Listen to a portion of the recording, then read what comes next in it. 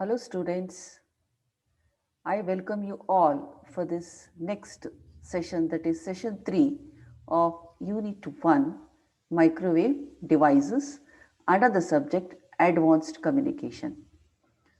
I am H.T. Anita, HOD, ENC Department, Government Polytechnic for Women, Bengaluru, under Department of Collegiate and Technical Education. So this concept is under the Learning Management System 2020 to 21. In the last session, we have studied about the waveguides. What is a waveguide? What are these applications? Construction? How to inject the signal, microwave signal inside the waveguide? We have studied. What is a waveguide? Waveguide is a hollow metallic tube where it carries the microwave signal by successive reflection at the walls of the tube. So this is what we studied in the last session. Now we'll move on to the next session,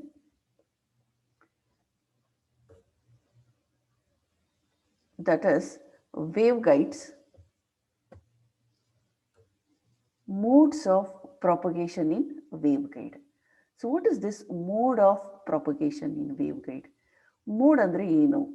For example, you have studied about the transmission lines, transmission coaxial cable or optical fiber, twisted pair. You have all studied about, those are all the carriers of signals, radio frequency signals, that is uh, TV signals, radio signals and everything. There we call it as, for example, coaxial cable. It carries a signal of frequency ಅಂತ ಹೇಳ್ತೀವಿ.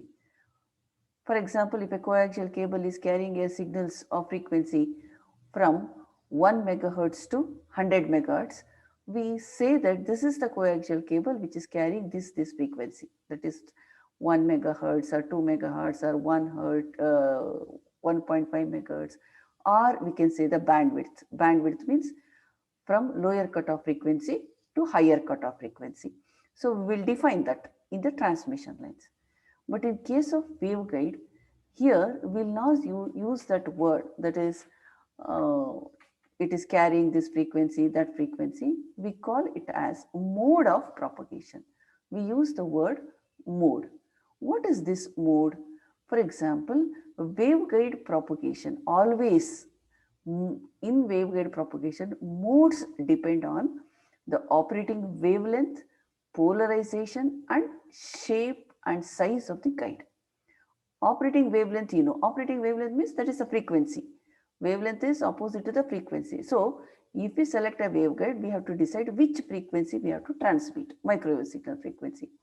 And then what polarization, what type of polarization, that is whether it is electrical polarization or magnetic polarization, that we have to decide. Next, the shape of the waveguide. Shape means whether it is a rectangular waveguide, circular waveguide, or single ridge, double ridge, like that we have to decide. And also size of the guide. If it is a rectangular, what is the height, what is the width, thickness and everything. If it is a circular waveguide, what is the diameter, what is the circumference and everything. So therefore, modes of operation in the waveguide or modes of propagation in waveguides will depend upon the wavelength, type of polarization, size and shape of the waveguide. Now, each mode is characterized by a cutoff frequency below which the mode cannot exist. ನೀವು ನೆನಪಿರ್ಬೋದು, amplifiers ಓದಿದ್ದೀರ. So amplifiers ನೀವು practicals ಮಾಡುವಾಗ you will find the gain of the amplifier and also the frequency response. ನೀವು frequency response readings ತಗೊತೀರಾ, plot ಮಾಡ್ತೀರಾ, ಅಲ್ಲಿ bandwidth ಕಂಡುಹಿಡಿತೀರಾ. Bandwidth means set of frequencies. ಅಂದರೆ bandwidth is equal to the set of frequencies between lower cutoff frequency and higher cutoff frequency. So that is lower cutoff frequency andre artha eno, below that the amplifier what you have designed will not transmit the signal. Higher cutoff frequency means After that above frequency, again the amplifier what you have designed will not amplify with a constant gain. So therefore, if you design an amplifier, you will decide what is the lower cutoff frequency and what is the higher cutoff frequency of that amplifier, so that that becomes the bandwidth, and you can use that amplifier what you have designed for those set of frequencies. ಇಲ್ಲೂ ಅಷ್ಟೇ, in waveguide, each mode is characterized by a cutoff frequency below which the mode cannot exist in the guide. That is, ನೀವು ಹೇಗೆ ಆಂಪ್ಲಿಫೈರಲ್ಲಿ lower cut off ಫ್ರೀಕ್ವೆನ್ಸಿಗಿನ್ನ ಕಮ್ಮಿ frequency ಇದ್ದರೆ ಹೇಗೆ the amplifier will not amplify the signal ಅಂತ ಹೇಳ್ತೀವೋ, ಇಲ್ಲೂ ಅಷ್ಟೇ ಇಫ್ ಯು ಗಿವ್ ಒಂದು ವೇವ್ ಗೈಡ್ನ ನೀವು ಡಿಸೈನ್ ಮಾಡಿದ್ಮೇಲೆ ಅದಕ್ಕೊಂದು ಲೋಯರ್ ಕಟ್ ಆಫ್ ಫ್ರೀಕ್ವೆನ್ಸಿ ಇರುತ್ತೆ. ಕಟ್ ಆಫ್ ಫ್ರೀಕ್ವೆನ್ಸಿ, ಆ ಕಟ್ ಆಫ್ ಫ್ರೀಕ್ವೆನ್ಸಿ ಇನ್ನು ನೀವು ಕಮ್ಮಿ ಇರೋ frequency if you feed it to the wave guide, it will not carry the signal. So that is the meaning. Each mode is characterized by a cutoff frequency below which the mode cannot exist in the guide. And the wave guide ge ನೀವು ಅದರ design ಮಾಡಿರೋ cut off ಫ್ರೀಕ್ವೆನ್ಸಿಗಿನ ಕಮ್ಮಿ frequency microwave ಸಿಗ್ನಲ್ಸ್ನ ಕೊಟ್ಟರೆ that wave guide will not carry those signals. That is the meaning of this sentence. Next is, modes in waveguides can be classified as. ಎಷ್ಟು ತರ modes ಇದೆ waveguides ಅಲ್ಲಿ? Here, the first one is transverse electric mode. This TEM mode, transverse electric mode, is not at all used in our waveguides. ಏನು ಇದು TEM mode ಅಂತಂದ್ರೆ, neither electric nor magnetic field is in the direction of propagation. So ನಾವಿಲ್ಲಿ rectangular waveguide ಇದ್ರೆ, this is the direction of propagation ಅಂದ್ರೆ, ಈ direction of, ನನಗೆ ನೋಡಿಲ್ಲ cursor move ಮಾಡ್ತಾರೆ left to right, this is the direction ಅಂತಂದ್ರೆ, both electric and magnetic field will not follow this direction of propagation. So ಎರಡು ಫೀಲ್ಡ್ನು direction of propagation ಅಲ್ಲಿ ಇಲ್ಲ ಅಂದ್ರೆ, ಎರಡೂ ಡಿಫರೆಂಟ್ ಡೈರೆಕ್ಷನ್ ಅಲ್ಲಿ ಇದೆ ಅಂದ್ರೆ, then it is called as TEM mode, but will not use this in waveguide. Another mode is transverse electric mode, TE mode. Transverse ಅಂದ್ರೆ ನಿಮಗೆ ಗೊತ್ತು, perpendicular. Word transverse means perpendicular. Transverse electric mode, perpendicular electric mode ಅಂತ ಒಂದು ಥರದಲ್ಲಿ ಅರ್ಥ. What is this definition? No electric field in the direction of propagation. Again ಇವಾಗ ನಾನು left to right direction of propagation ಇದೆ ವೇವ್ ಗೈಡಲ್ಲಿ, then ಈ left to right horizontal movement ಇದೆಯಲ್ಲ, ಇದು ರೈಟ್ ಡೈರೆಕ್ಷನ್ ಆಫ್ ಪ್ರಾಪಗೇಷನ್ ಅಂದರೆ, electric field will not be in the direction of propagation, but it is always perpendicular to the direction of propagation. ಇಲ್ಲೇನಾಗುತ್ತೆ, these that is magnetic field will flow in the direction of propagation. So transverse electric mode ಅಲ್ಲಿ electric field will be perpendicular. Transverse ಅಂದ್ರೆ perpendicular. Electric field will be perpendicular to the direction of propagation and magnetic field will flow in the direction of propagation. So you know that always magnetic field and electric field are always perpendicular to each other. That is the concept of electromagnetic waves.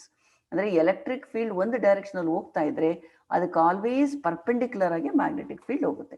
So that is always the phase difference between electric and magnetic field is always 90 degree. ಈ TE ಮೋಡ್ನ we also called it as H mode. ಅಂದರೆ TH ಅಂತ ಬರೀಬಾರ್ದು, only H mode. H mode ಅಂತಂದರೆ magnetic field will be in the direction of propagation. So ಯಾವಾಗ magnetic field direction of propagation ಇತ್ತೋ, along the direction of propagation ಇತ್ತೋ, electric field will always be perpendicular. So this is the second type. Next is TM modes, transverse magnetic mode. ಅಂದರೆ ಇವಾಗ ನೀವು ತಕ್ಷಣ ಹೇಳ್ಬೋದು, transverse ಅಂದರೆ perpendicular, magnetic. So magnetic field will be perpendicular to the direction of propagation ಅಂತ ಅಂದರೆ, no magnetic field in the direction of propagation, but magnetic field will be perpendicular to the direction of propagation. So these are sometimes called E modes because there is only an electric field along the direction of propagation. So ಯಾವಾಗ magnetic field perpendicular ಆಗಿರುತ್ತೋ direction of ಪ್ರಾಪಗೇಷನ್ಗೆ, naturally we can say that electric field is now in the direction of propagation. ಎರಡೂ direction of propagation ಇಲ್ಲ ಅಂದರೆ TEM mode. So ಒಂದು along the direction of propagation ಇದ್ರೆ ಅದಕ್ಕೆ perpendicular ಆಗಿ ಇನ್ನೊಂದು ದಟ್ ಈಸ್ ಎಲೆಕ್ಟ್ರಿಕ್ ಅಥವಾ ಮ್ಯಾಗ್ನೆಟಿಕ್ ಇರುತ್ತೆ.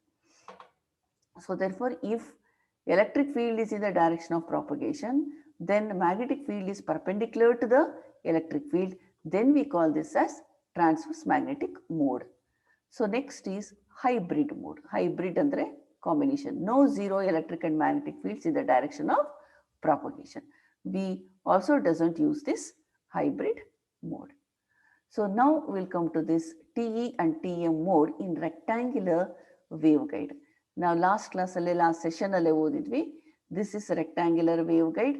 So transverse electric mode, T E mode ಅಂದರೆ ಏನು? Electric field perpendicular to the direction of propagation ಇರಬೇಕು.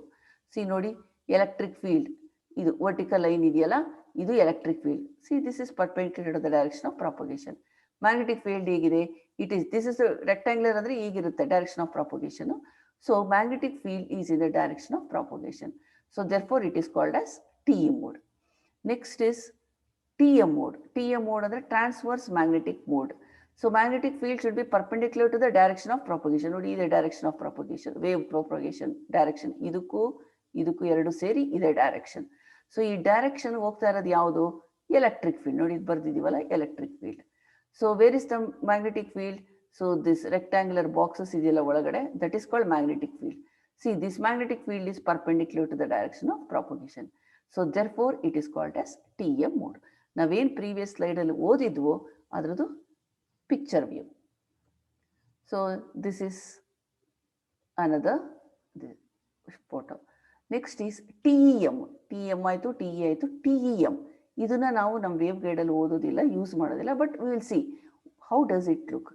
ಇಲ್ಲಿ ಹೇಳಿದ್ವಿ transverse electric and magnetic mode ಅಂತಂದರೆ both electric and magnetic fields are perpendicular to each other, but it did not follow the direction of propagation. ಎರಡೂ follow ಮಾಡೋದಿಲ್ಲ. ಇಲ್ಲಿ ನೋಡಿ, ಇದೆ field ತೋರಿಸ್ತಿದೆ, ಇದು ಡೈರೆಕ್ಷನ್ ಆಫ್ ಪ್ರಾಪಗೇಷನ್. ಇಲ್ಲಿ ಯಾರ ಕೊಟ್ಟಿದಾರಲ್ಲ, direction of propagation. Magnetic field ಇಲ್ಲಿದೆ blue colour, electric field brown colour ಇದೆ. ನೋಡಿ, ಮ್ಯಾಗ್ನೆಟಿಕ್ ಫೀಲ್ಡ್ ಹೀಗೆ ಹೋಗ್ತಾ ಇದೆ. This is not in the direction of propagation. ಹೌದಾ? ಇದು perpendicular to the direction of propagation. Electric field ಏನು ಮಾಡ್ತಾ ಇದೆ? ಇದು ಫಾಲೋ ಮಾಡ್ತಾ ಇಲ್ಲ. This is also not following the direction of propagation. This electric field is perpendicular to this magnetic field. ಇದೆರಡು ಒಂದಕ್ಕೊಂದು perpendicular. So therefore it is called as transverse magnetic mode. Next, field patterns in rectangular and circular waveguide. Will see one. ಇದು rectangular waveguide. Field patterns ಹೇಗಿರುತ್ತೆ? ನಾವು microwave ಸಿಗ್ನಲ್ಸ್ನ inject ಮಾಡಿದ ತಕ್ಷಣ then field ಹೇಗೆ ಅಲ್ಲಿ produce ಆಗುತ್ತೆ? Field ಅಂದರೆ electric field and magnetic field. ನೋಡಿ, ಇಲ್ಲಿ ನಾವು ಇಂಜೆಕ್ಟ್ ಮಾಡಿದ ತಕ್ಷಣ ಓನ್ಲಿ ಹಾಫ್ ವೇವ್ ಮಾತ್ರ ಇದೆ, ಹಾಫ್ ವೇವ್ ಪ್ಯಾಟರ್ನ್ ಮಾತ್ರ ಇದೆ.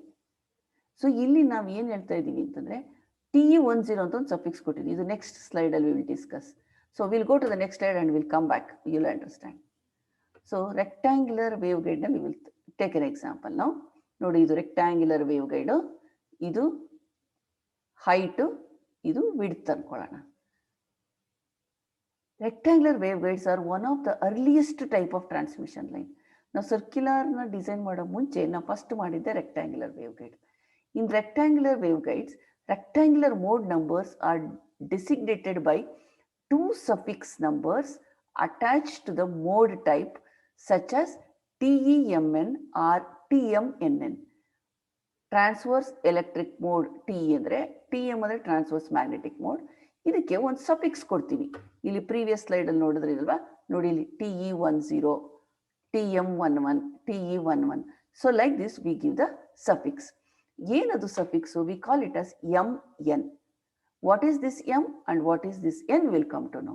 Where M is the number of half wave patterns across the width of the waveguide and N is the number of half wave patterns across the height. ಮತ್ತೆ I will repeat. TEMN ಅಲ್ಲಿ ಅಥವಾ TMMN ಅಲ್ಲಿ ಈ M and N ಏನು ಹೇಳುತ್ತೆ ಅಂದರೆ, where M is the number of half wave patterns across the width of the waveguide. ಇಲ್ಲಿ ಬರುತ್ತೆ ನೋಡಿ, number of half wave patterns across the width. ಇದೆ ತಾನೇ ವಿಡ್ತ್ ನಾ ಹೇಳಿದ್ದು, ನೋಡಿ ಇಲ್ಲಿತ್ತಲ್ಲ, ದಿಸ್ ಇಸ್ ವಿಡ್ತ್, ಇದು ವಿಡ್ತು, ಇದು ಹೈಟ್. ಸೊ ಈ ವಿಡ್ತ್ ಅಲ್ಲಿ number of half pattern is half. So therefore ಎಷ್ಟು ಹಾಫ್ಸ್ ಇದೆ? ಡೆಫಿನಿಷನ್ ಪ್ರಕಾರ ಫುಲ್ ವೇವ್ ಇರಬಾರ್ದು. ಈ ತರ ಫುಲ್ ವೇವ್ ಇದ್ರೆ 1 ಅಂತ ತಗೋಬಾರ್ದು. Half wave definition itself is see where m is the number of half wave patterns. ಎಷ್ಟು ಹಾಫ್ ವೇವ್ ಪ್ಯಾಟರ್ನ್ ಇದೆ ನೋಡಿ, ಇಲ್ಲಿ ಎಷ್ಟು ಹಾಫ್ ವೇವ್ ಪ್ಯಾಟರ್ನ್ ಇದೆ? ಇಲ್ಲಿ ಒಂದೇ ಒಂದು ಹಾಫ್ ವೇವ್, ಹೌದಾ? ಒಂದೇ ಒಂದು half wave. therefore it is called TE1. m is equal to 1. ಇಲ್ಲೇನಿದೆ ನೋಡಿ, number of half wave is 2. Positive half cycle, negative half cycle. So number of half waves are 2. So therefore it is called as TE2. So ಇಲ್ಲೆಷ್ಟಿದೆ ನೋಡಿ half wave patterns? 1, 2, 3. Therefore it is called TE3. This is m. Now we'll come to know what is this n, where n is the number of half wave patterns across the height. Height wise ಎಷ್ಟಿದೆ? So that is called as this. Height ಅಂತಂದ್ರೆ ಇದು width ಆಯ್ತು, ಇದು height. So height ಅಲ್ಲಿ one wave pattern ಎಷ್ಟು half pattern ಇಲ್ಲ, ಇದಕ್ಕೆ 0. ಇಲ್ಲೂ ಅಷ್ಟೇ ಹೈಟ್ ಅಲ್ಲಿ ಒಂದು ಇಲ್ಲ, 0. ಹೈಟ್ ವೈಸ್ ಒಂದು ಇಲ್ಲ, 0. ನೋಡಿ ಇಲ್ಲಿ ಬರುತ್ತೆ TM11, TE11 ಇಲ್ಲಿ ಬರುತ್ತೆ. ಇಲ್ಲಿ n ಎಷ್ಟಿದೆ ಅಂತಂದ್ರೆ height ಎಷ್ಟಿದೆ half wave patterns. So that we will count it and we can say that as n. So this is what your rectangular waveguide TE10 no, TE11 no, TE20 no, that we will define. Next, in circular waveguide, same. A waveguide with a circular cross section is called as a circular waveguide. Shape circular cross section is circular. It supports both TE and TM modes. ಇಲ್ಲಿ ನಾವು ಒಂದು definition ಬರ್ತೀವಿ. TE11 is the dominant mode in the circular waveguide. That is, ಇಲ್ಲಿ ನಾವು TE TE11, 12 ಏನು ಅಂತ discuss ಮಾಡಿದ್ವಿ. ಈ ಸರ್ಕ್ಯುಲರ್ ವೇವ್ಗೈಡ್ಸ್ ಬಂದವು ಅದೇ ಥರ ಇರುತ್ತೆ, TE10, TE11 ಅಂತ. ಆದರೆ ಇದರಲ್ಲಿ ಒಂದು ಯೂಸ್ ಮಾಡ್ತೀವಿ, ಡಾಮಿನೆಂಟ್ ಮೋಡ್ ಇನ್ ಸರ್ಕ್ಯುಲರ್ ವೇವ್ಗೈಡ್. ರೆಕ್ಟ್ಯಾಂಗ್ಯುಲರಲ್ಲೂ ಡಾಮಿನೆಂಟ್ ಮೋಡ್ ಇರುತ್ತೆ, ಅಲ್ಲಿ TE10 we will take it as dominant mode. So what is this dominant mode? ಇದು ನಮಗೆ ತಿಳ್ಕೋಬೇಕು. TE11 is the dominant mode in a circular waveguide. That is, signal in this mode propagates with the minimum degradation. ಅಂತಂದ್ರೆ ನಾವು signal ಇದು pass ಮಾಡಿದ್ರೆ ಅದು ಯಾವುದು spurious ಆಗಿ ಯಾವುದೂ ಆಗೋದಿಲ್ಲ, ಸಿಗ್ನಲ್ಲು ಸ್ಪೂರಿಯಸ್ ಸಿಗ್ನಲ್ಸ್ ಆಗೋದಿಲ್ಲ, ಡಿಗ್ರೇಡೇಷನು ಇರೋದಿಲ್ಲ. ನಾವು ಹೇಗೆ ಕಳಿಸ್ತೀವೋ ಸಿಗ್ನಲ್ಲು ಅದು ಹಾಗೆ ಟ್ರಾನ್ಸ್ಮಿಟ್ ಆಗುತ್ತೆ from one point to another point. So propagate, the signal will propagate correctly from starting point to ending point. So ಆವಾಗ ಯಾವ ಮೋಡ್ ಯೂಸ್ ಮಾಡಬೇಕು ಅಂತ ನಾವು ಕಂಡುಹಿಡಬೇಕು. That mode is called as dominant mode. So TE11 is the dominant mode in the circular waveguide. That is, the signal in this mode propagates with minimum degradation. Next, in circular waveguides, circular mode exists and here m is the number of full wave patterns. ಇಲ್ಲಿ ನೋಡಿ change ಆಗುತ್ತೆ, TEMN ಅಂತ ಹೇಳ್ತೀವಲ್ಲ ಇಲ್ಲಿ, where m is the number of full wave. ಅಲ್ಲಿ half wave ಇತ್ತು, ಇಲ್ಲಿ rectangle half wave ತಗೊಂಡ್ವಿ, ಇಲ್ಲಿ full wave patterns along the circumference. ಈ ಸರ್ಕಂಫರೆನ್ಸ್ ಪೂರ್ತಿ ಇದೆಯಲ್ಲ ಇದ್ರದ್ದು ಸರ್ಕ್ಯುಲರ್ ವೇವ್ ಗಡ್ದು, ಈ ಸರ್ಕಂಫರೆನ್ಸ್ ಅಲ್ಲಿ full wave patterns along the circumference and n is the number of half wave patterns along the diameter. ಇದೊಂದು ಸ್ವಲ್ಪ ನೀವು ಕನ್ಫ್ಯೂಸ್ ಆಗ್ಬೋದು, ಎರಡೆರಡು ಸರಿ ಓದ್ಕೋಬೇಕು. ಇದು ಡಯಾಮೀಟರ್. ಸೊ ಡಯಾಮೀಟರ್ ಅಲ್ಲಿ ಕೌಂಟ್ ಮಾಡ್ಕೋಬೇಕು ಎಷ್ಟು ಹಾಫ್ ವೇವ್ಸ್ ಇದೆ, ಅದು n ಆಗುತ್ತೆ. ಸರ್ಕಂಫರೆನ್ಸ್ ಅಲ್ಲಿ ಎಷ್ಟು ಫುಲ್ ವೇವ್ ಇದೆಯೋ ದಟ್ ಬಿಕಮ್ಸ್ ದ m. ಅಷ್ಟೇ difference. So we will now consider what is the dominant mode in rectangular waveguide and what is the dominant mode in circular waveguide. So dominant mode ಅಂದ್ರೆ ಏನು ಅಂತಂದ್ರೆ, you can say that mode with the lowest cutoff frequency of all the modes is called the dominant mode. ಅಂದ್ರೆ mode lowest, ನೀವೇನು ಹೇಳಿದ್ರೆ amplifier ಅಲ್ಲಿ lowest cut off frequency to highest cut off frequency ಅಂತ ನಾವು ಹಾಕೊಂಡಿರ್ತೀವಿ bandwidth ಮಾಡುವಾಗ ಆಂಪ್ಲಿಫೈರ್ದು. So ನೀವು ಆಂಪ್ಲಿಫೈರ್ ಏನಾದರೂ ಯೂಸ್ ಮಾಡಬೇಕು ಅಂತಂದ್ರೆ ನೀವು ಯಾವ್ದಾದ್ರು ಫ್ರೀಕ್ವೆನ್ಸಿ ನೋಡಬೇಕು. ನೀವು ಡಿಸೈನ್ ಮಾಡಿರೋ ಲೋಯೆಸ್ಟ್ ಕಟ್ ಆಫ್ ಫ್ರೀಕ್ವೆನ್ಸಿನ ಕಮ್ಮಿ ಇದ್ರೆ you cannot use that amplifier because it will not amplify. ಇಲ್ಲೂ ಅಷ್ಟೇನೆ, ಯಾವ ಮೋಡಲ್ಲಿ ನೀವು ಆಪರೇಟ್ ಮಾಡ್ತಾ ಇರ್ತೀರೋ the lowest cut off frequency of all the modes is called as the dominant mode. So ನೀವು ಕಂಡುಹಿಡ್ಕೋಬೇಕು ಎಷ್ಟು lowest mode with lowest cut off frequency. ಇವಾಗ ನನ್ನ ಹತ್ರ 1 GHz ಟು 600 GHz ವರೆಗೂ ಸಿಗ್ನಲ್ಸ್ ಇದೆ. ನಾನು ಒಂದು ವೇವ್ ಗೈಡ್ನ ಡಿಸೈನ್ ಮಾಡ್ತೀನಿ. ಸೊ ಡಿಸೈನ್ ಮಾಡಿದಾಗ ಏನಾಗುತ್ತೆ, ನಾನು ಡಿಸೈನ್ ಮಾಡುವಾಗ ನಾನು ಫಸ್ಟೇ ಫೈಂಡ್ ಔಟ್ ಮಾಡ್ಕೋಬೇಕು ಅದರದ್ದು ಲೋಯೆಸ್ಟ್ ಕಟ್ ಆಫ್ ಫ್ರೀಕ್ವೆನ್ಸಿ ಅಂತ ಯಾವುದು ಅಂತ. ಯಾವ್ಯಾವ ಮೋಡಲ್ಲಿ 10 ಆಪರೇಟ್ ಮಾಡ್ತೀನೋ, 11 ಆಪರೇಟ್ ಮಾಡ್ತೀನೋ, 20 ಯಾವ ಮೋಡಲ್ಲಿ ಆಪರೇಟ್ ಮಾಡಿದಾಗ ಲೋಯೆಸ್ಟ್ ಫ್ರೀಕ್ವೆನ್ಸಿ ವರ್ಗು ಅದು ತಗೊಂಡು ಪಾಸ್ ಮಾಡುತ್ತೋ, then that is called dominant mode. If TE10 in circular waveguide transmits lowest cutoff frequency is 1.12 gigahertz ಅನ್ಕೊಳ್ಳಿ. ಇನ್ TE11 TE01 ಇದರಲ್ಲೆಲ್ಲ lowest cut off frequency is 2 gigahertz ಅನ್ಕೊಳ್ಳಿ. ಆವಾಗ ಏನಾಗುತ್ತೆ, ನಾನು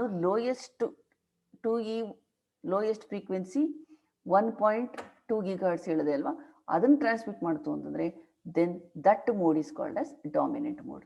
ಅಂದರೆ ಸೆಟ್ ಆಫ್ ಫ್ರೀಕ್ವೆನ್ಸಿ ಲೋಯೆಸ್ಟ್ ಯಾವ ಮೋಡ್ ಟ್ರಾನ್ಸ್ಮಿಟ್ ಮಾಡುತ್ತೋ then that is called as dominant mode. So between cut off and the next highest mode, ಅಂದರೆ ನೀವು ಫ್ರೀಕ್ವೆನ್ಸಿ ಬ್ಯಾಂಡಲ್ಲಿ ಹೇಳ್ತಾ ಇದ್ರಲ್ಲ, ಬ್ಯಾಂಡ್ ಬಿಡ್ತಲ್ಲ lowest cut off frequency, highest cut off frequency ಅಂತ, ಅದೇ ಥರ cut off and the next highest ಮೋಡಲ್ಲಿ this is the only mode it is possible to transmit, which is why it is called as dominant. Next, in rectangular waveguide, which is the dominant mode?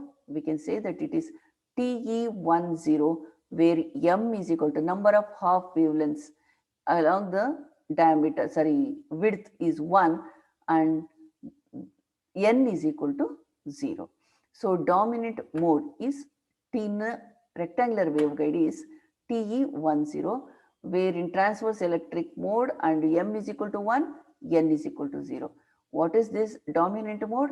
Mode with the lowest cutoff frequency of all the modes. That is called as dominant mode. Next,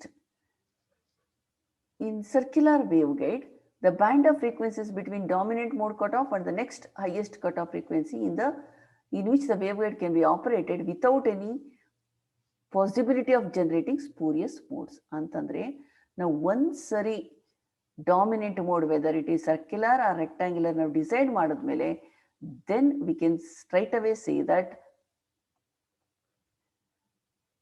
dominant mode cutoff and the next highest cutoff in which the waveguide can be operated without any possibility of generating spurious mode. Spurious andre ನಾವು noise ಅಂತ transmission lines ಅಲ್ಲಿ ಏನು ಹೇಳ್ತೀವೋ ಅದೇ ತರ ಇಲ್ಲಿ spurious modes. Spurious ಅಂತಂದ್ರೆ exact ಆಗಿ ಸಿಗ್ನಲ್ ಹೋಗಲ್ಲ, ನಾಯ್ಸ್ ಮಿಕ್ಸ್ ಆಗುತ್ತೆ, ಆ ತರ spurious modes.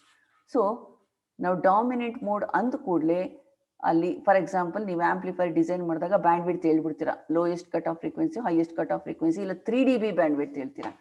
So 3 dB bandwidth ಹೇಳಿದಾಗ that bandwidth is the one where if you pass the signal between those frequencies or if you use those frequency signals to amplify in that particular amplifier, then it will exactly amplify ಎಷ್ಟು gain ಇರುತ್ತೋ ಅಷ್ಟು ಗೇನ್ಗೆ amplify ಮಾಡಿ ಕೊಡುತ್ತೆ without any noise. So ಅದೇ ಥರ ಇಲ್ಲಿ dominant mode ಅಂತಂದರೆ if you are using this dominant mode then cut off frequency ಇನ್ನು ಜಾಸ್ತಿ ಬಿಲೋ ಹಿಡ್ದಲ್ಲೇ ನೀವು ಕರೆಕ್ಟಾಗಿರೋ frequency above cut off frequency ಇಟ್ಟರೆ then it will propagate correctly without any spurious. So this is called the dominant mode. Next, the next highest cutoff modes are TE10 ಓದಿದ್ವಿ, ನಾವು TE20 ಅಂದರೆ m is equal to 2 ಅಂತಂದರೆ number of halves wave patterns are wave signals are 2 and exactly twice that of 10. ಅಂದರೆ M10 ನಲ್ಲಿ M1 ಇತ್ತು, 20 ನಲ್ಲಿ M2 ಆಗಿದೆ, double ಆಗಿದೆ. So the lowest cutoff TM mode is TM11, which is the dominant mode in the waveguide, ಅಂದ್ರೆ TM use ಮಾಡ್ತಾರೆ. Next dominant mode in circular waveguide, same definition. ಇಲ್ಲಿ the mode with the lowest cutoff frequency of all the modes is called the dominant mode. Between cutoff and the next highest mode, this is the only mode it is possible to transmit, which is why it is called as dominant mode. Same, that is between cutoff and the next highest. ಇದು dominant mode ಇಂದ ಮಾತ್ರ without any spurious it transmit the signal.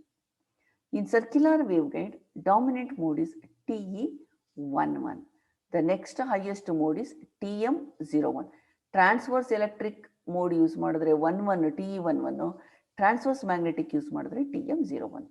The range over which the dominant mode is guaranteed to be spurious mode free is less than that of the rectangular waveguide. ಅಂತಂದ್ರೆ rectangular ವೇವ್ಗೈಡ್ಗೆ compare ಮಾಡಿದ್ರೆ circular wave ಗೈಡಲ್ಲಿ the dominant mode range ಏನಿರುತ್ತೋ without any spurious ಅದು transmit ಮಾಡುತ್ತೆ ಅನ್ನೋದು it is less than that rectangular wave guide.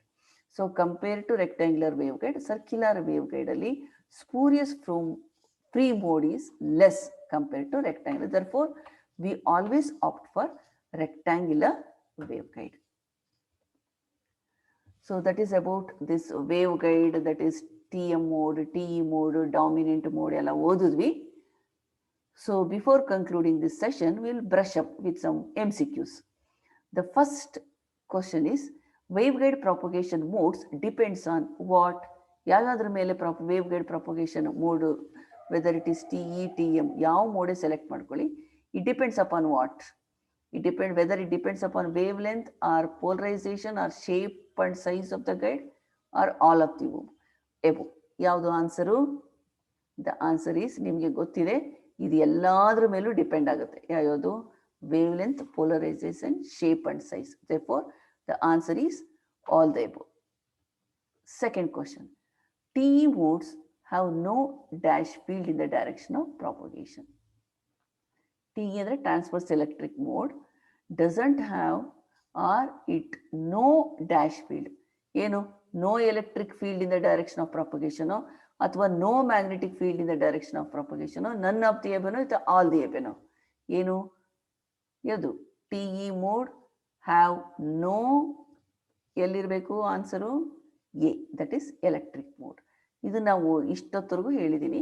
Transverse ಎಲೆಕ್ಟ್ರಿಕ್ ಮೋಡಲ್ಲಿ transverse ಅಂದರೆ perpendicular, so perpendicular to the direction of propagation ಇರಬೇಕು.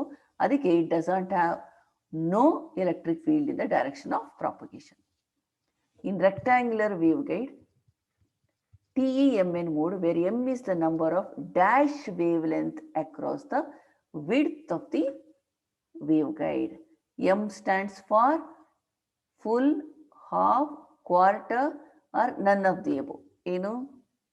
Quarter wavelength.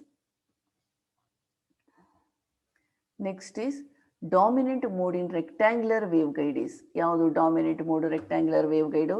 TE10 no, TE01 no, TE12 no.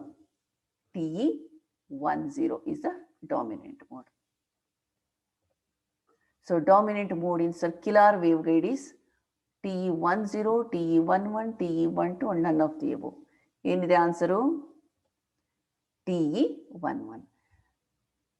Rectangular ವೇವ್ಗಳಲ್ಲಿ TE10 ಇತ್ತು, circular ವೇವ್ಗಳಲ್ಲಿ TE11.